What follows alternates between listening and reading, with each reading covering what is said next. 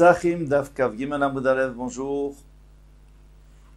Nous venons de voir dans le Hamoud précédent que la Orla, donc un arbre de Orla qu'on vient de planter, dans les 3 premières années on n'a pas d'en manger, on n'a pas d'en profiter non plus. Alors, pourquoi on a besoin de nous apporter un pasouk qu'on n'a pas d'en profiter? Eh bien, c'est parce qu'il y a écrit Lachem, c'est à vous. Donc j'aurais pu croire que vous avez le droit d'en profiter. Et c'est pour ça qu'on a écrit 3 fois Orlato, Orla, Orlato, pour nous dire qu'on n'a pas du tout le droit d'en profiter, de peindre avec, etc.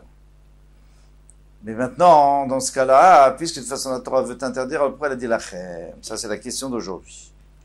Regardez, juste avant la fin, 2 lignes avant la fin. Vela ashta d'activer un archaï. Maintenant qu'on a vu ces psukim qui interdisent l'utilisation, le profit d'Orla, Lachem la malia. Alors pourquoi est-ce qu'on a mis Lachem? Il fallait pas mettre.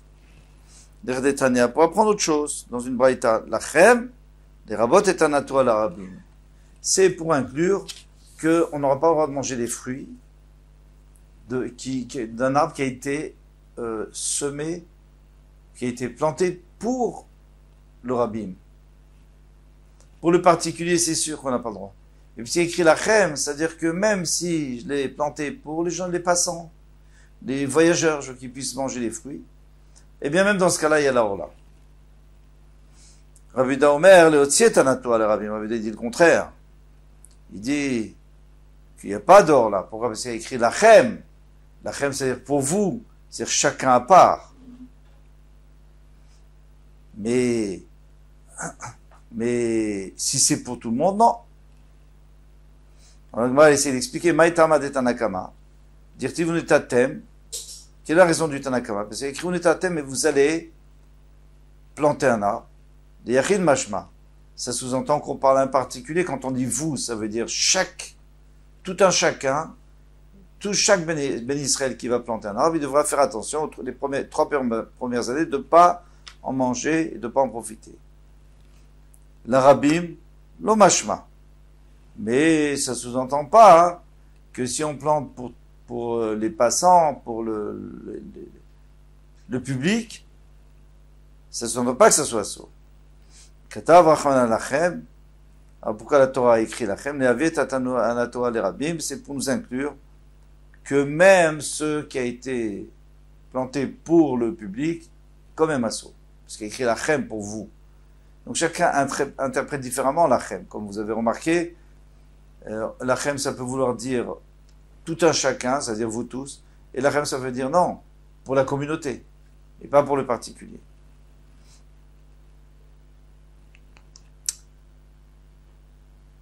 Rabbi Yehuda.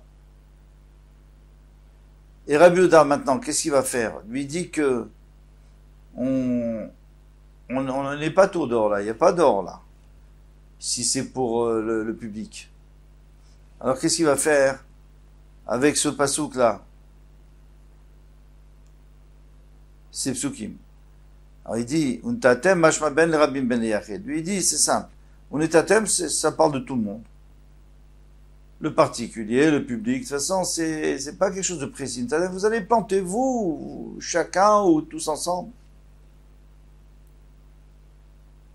Velachem, et quand il y a écrit Lachem, Ben Yachid Ben Rabbi, moi aussi je pense que ça veut dire tout.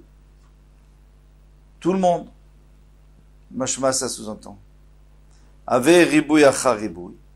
Donc maintenant on se retrouve avec un Ribouy Achar Ribouy. C'est-à-dire une inclusion avec une inclusion. Ve'en Ribouy Achar Ribouy et la Lemaet. Et une inclusion suivie d'une autre inclusion ne fait que exclure. Alors, on a un principe dans la Torah, dans la Gemara. En miut achar miut et la Lemaet. Par exemple, si je dis 2 fois la négation, c'est-à-dire que je vais être positif. Un exemple très simple.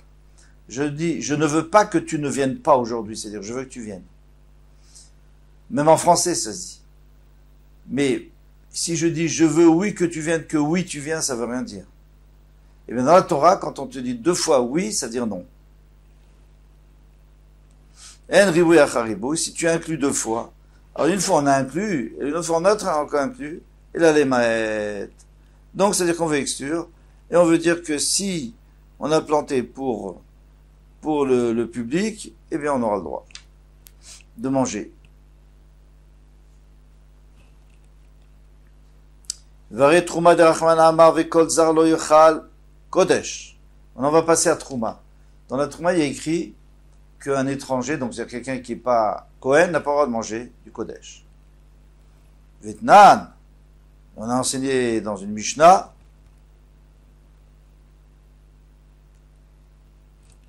Mervin et Nazir, Ben Yayin, Vele Israël Vetrouma. Biyayin, Vele Israël Vetrouma. On a le droit de faire un Hérouv Troumin, c'est-à-dire de déposer un Hérouv à 2000 amot pour que la personne puisse aller encore 2000 amot pendant le Shabbat. Eh bien, on utilise la Trouma même pour un Israël. Or, un Israël n'a pas le droit de profiter de la Trouma, c'est-à-dire qu'il a le droit de profiter. Parce que grâce à ça, il va pouvoir aller plus loin.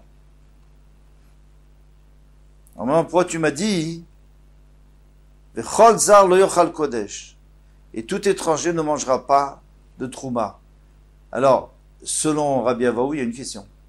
Parce que Rabbi Avaou lui disait que même quand on dit lo tochal, lo yochal, c'est-à-dire on n'a pas d'en profiter. Là, on voit bien qu'il a le droit d'en profiter. D'après Chizkia, il n'y a pas de problème, parce que lui, de toute façon, il a dit que lo yachel, mais ici, il n'y a pas écrit lo yachel. Là-bas, c'est différent, parce qu'il y a écrit votre trouma. Hein, que vous allez prélever votre trouma pour donner le Kohen. Chez la Chemte, elle vous appartient. Donc, c'est-à-dire que vous avez le droit d'en profiter. Vous ne pouvez pas la manger, mais vous avez le droit d'en profiter. Veidach. Et maintenant, d'après l'autre, c'est-à-dire d'après Chizkia, que lui, de toute façon, il n'avait pas besoin. Parce qu'il disait, le yochal, de toute façon, on a le droit d'en profiter. Alors, pourquoi on a besoin de dire troumatrem?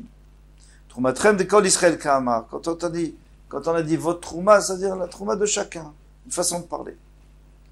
Var et Nazir. Alors, on vient de voir aussi Nazir, hein, dans cette Mishnah. Var et Nazir de Achman Amar Mechartzanim Vadzag lo yochal, lo yochel. Il n'y a pas écrit lo yachel. Donc, et la Torah a dit Mechartzanim, c'est-à-dire même les noyaux des raisins. Vadzag, ou alors la peau des raisins. Lo yochel, il n'a pas le droit de manger. Alors, d'après Chizkia, il n'y a pas de problème, parce qu'il n'y a pas écrit le Yachel, mais d'après Rabbi Avaou, il y a un problème. C'est qu'on n'aura pas le droit d'en profiter.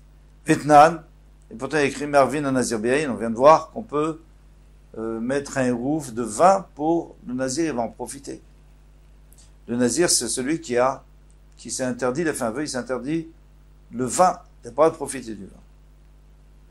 Amar Marzoutra, Shaneatam de Amarkra, Nizro. C'est différent parce que là-bas, il y a écrit, il devrait garder son nézer, son abstinence, on va dire.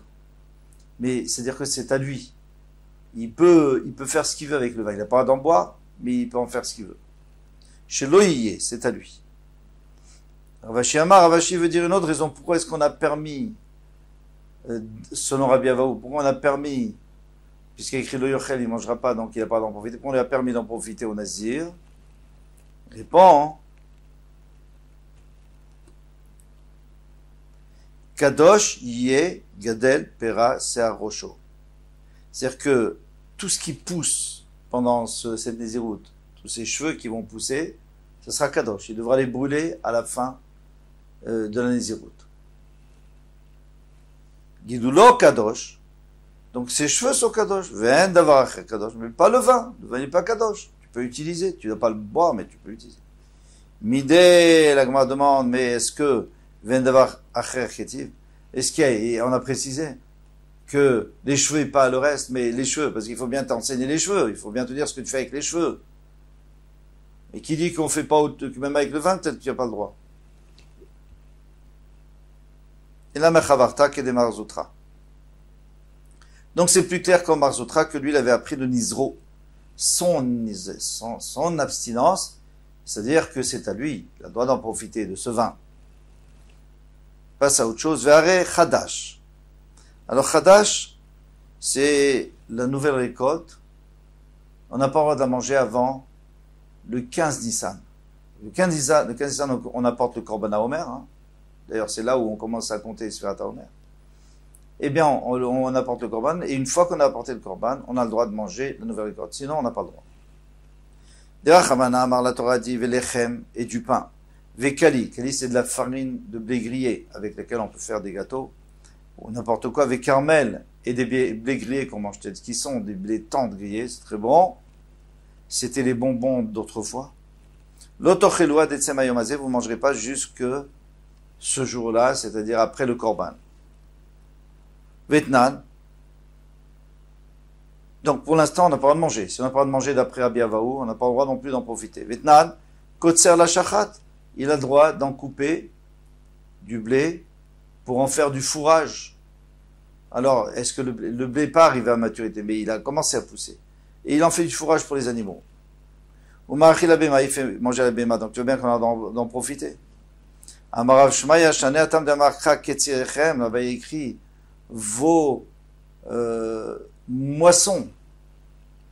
Ketzirechem Shelachem, vous avez le droit d'en profiter pour les animaux et pas en manger.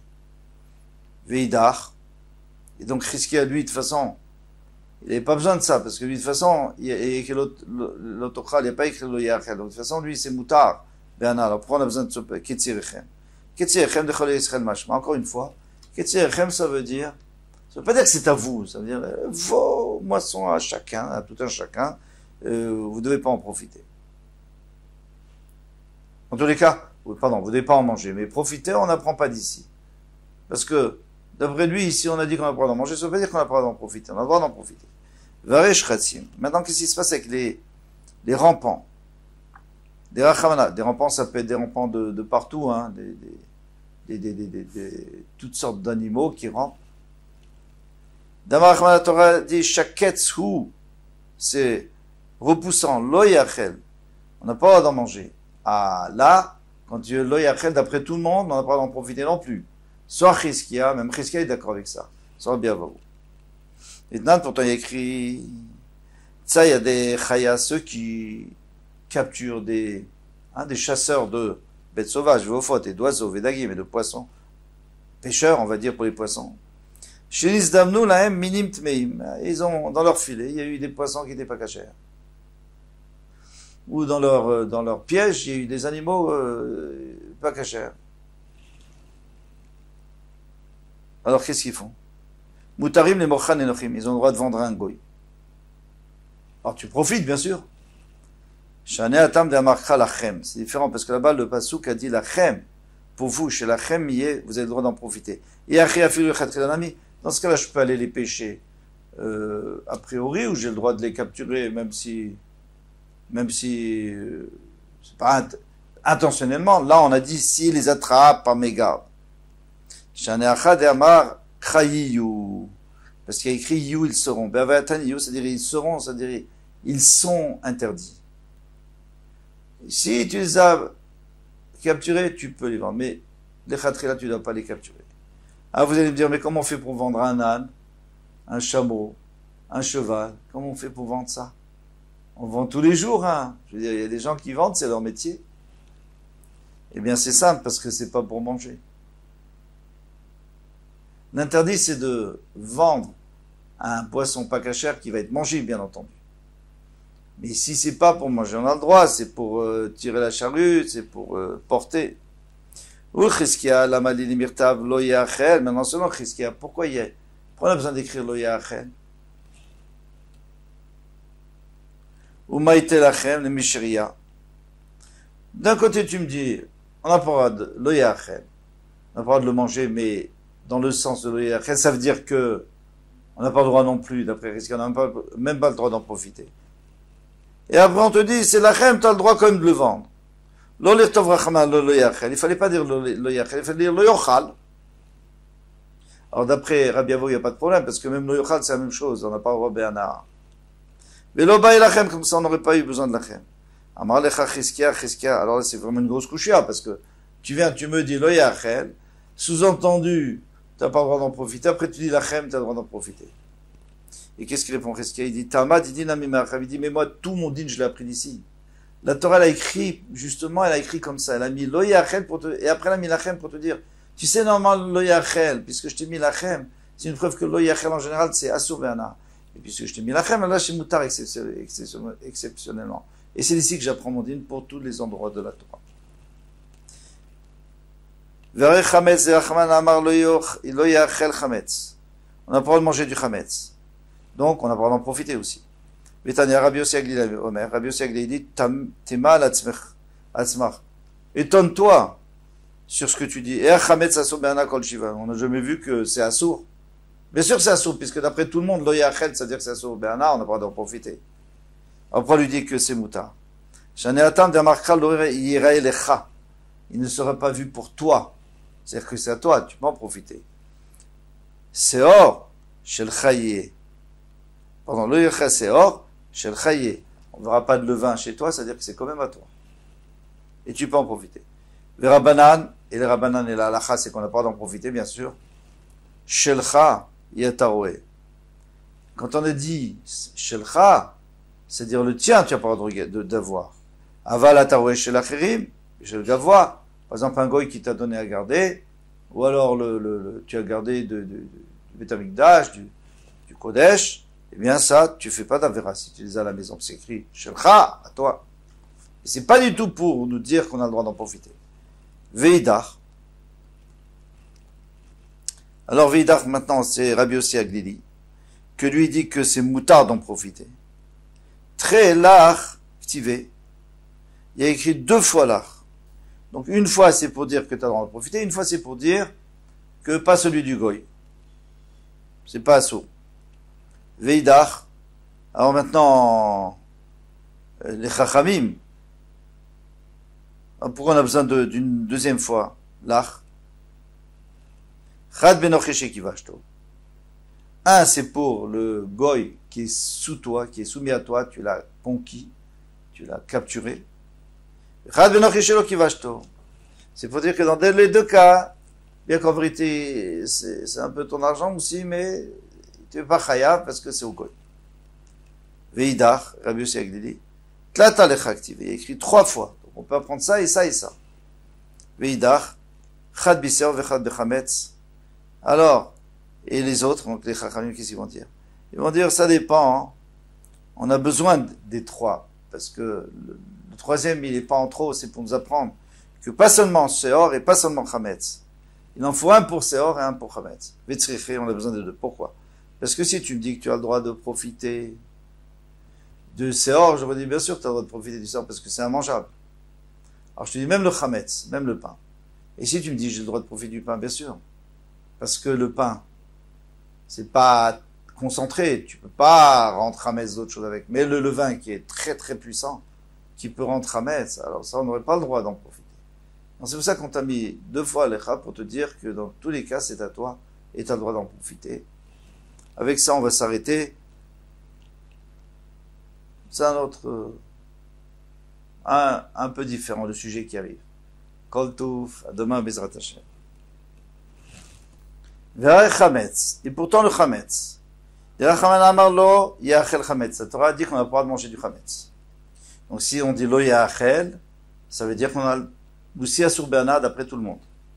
Betania Rabbi Yossi Agili Omer, Rabbi Yossi Agili dit, Tam yalatzmach, tu devrais t'étonner, et a Chametz asur be'ana kol shiva. Comment est-ce qu'on peut apprendre? C'est pas vrai. Le Chametz n'est pas asur be'ana. On a le droit d'en profiter. Ah, pourtant il y a écrit lo yachel. C'est une question sur les 2, sur ce qui est Rabbi Avaou. Shaneatam de'amarcha lo yirei lecha. C'est différent parce que là-bas il y a écrit lo yirei lecha seor. Tu ne verras pas pour toi. Pour toi, c'est-à-dire que c'est à toi, que le levain est à toi. Donc tu as le droit d'en profiter. Shel chayye, ça reste à toi. Vera banan, maintenant les chacham qui ont interdit de profiter du chametz pendant Pessah. Shel chayye ataroué, aval ataroué shel acherim. Quand tu dis shelcha, ça veut pas dire que c'est à toi et que tu peux en profiter. C'est-à-dire que le tien, tu dois pas, il est à soi, mais ceux des autres, les moutins. Du goy, par exemple, qui t'a donné à garder. Veshel gavoa, ou par exemple, du bétamik, du Kodesh. Maintenant, Veidach et Rabbi Yossi Aglili. Alors, Rabbi Yossi Aglili, comment il va faire? Parce que lui dit que c'est moutard. Pourquoi? Parce qu'il a appris de Shelach. Alors, d'où il va apprendre qu'on a le droit du goy, etc. Très lach. Tu vas y écrire 2 fois lach. Très bien. Alors, un pour dire qu'on a le droit d'en profiter, l'autre pour dire, pendant que si c'est au goy, on a le droit aussi.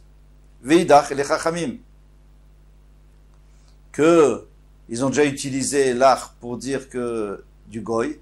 Alors maintenant, qu'est-ce qu'ils vont faire du deuxième l'art? Chad benocheshi kivashto. Un, c'est pour nous parler d'un goy qu'on a soumis, qu'on a capturé. Vechad benocheshi lo kivashto. Rien pour nous dire un goy qu'on n'a pas capturé. Alors, d'abord, on nous dit celui qu'on n'a pas capturé, parce qu'il est loin de nous, et même celui qu'on a capturé, on a quand même le droit de lui laisser son chametz, même s'il habite avec nous. Très bien. Veidach, alors maintenant Rabbi Yossi Aglili, qu'est-ce qu'il va faire? D'où il va prendre le deuxième goy, celui qu'on n'a pas, celui qu'on a déjà soumis. Tlatalar Ktivei, il écrit 3 fois. Donc, 1 pour dire tu as le droit d'en profiter, et 2 pour dire les 2 sortes de goyim. Veidach et les chachamim. D'où ils vont, qu'est-ce qu'ils vont faire avec le troisième? Parce qu'ils ont besoin des 2 pour les goyim, mais ils n'ont pas besoin de celui pour profiter, parce que de toute façon, on n'a pas le droit de profiter. Chad biseor vechad bechametz. 1, c'est pour le seor du goy qu'on a le droit, on n'a pas besoin de le brûler, et 1 pour le chametz. Vetzrichon, on a besoin des 2. Pourquoi on a besoin des 2? Parce que moi j'aurais dit, ok, si tu avais mis que le seor, j'aurais dit le levain. C'est pas grave, parce que de toute façon c'est immangeable. Mais le pain, non, c'est assourd. Et si j'avais mis le pain, j'aurais dit oui, le pain, parce que c'est pas puissant. Ça peut pas, c'est pas marmitz les autres, ça rentre pas, ça fait pas fermenter une pâte. Tandis que le seor, le levain, il est tellement puissant qu'il fait fermenter une pâte, donc c'est plus grave. Et c'est pour ça qu'on a besoin des 2. Avec ça, kol touf.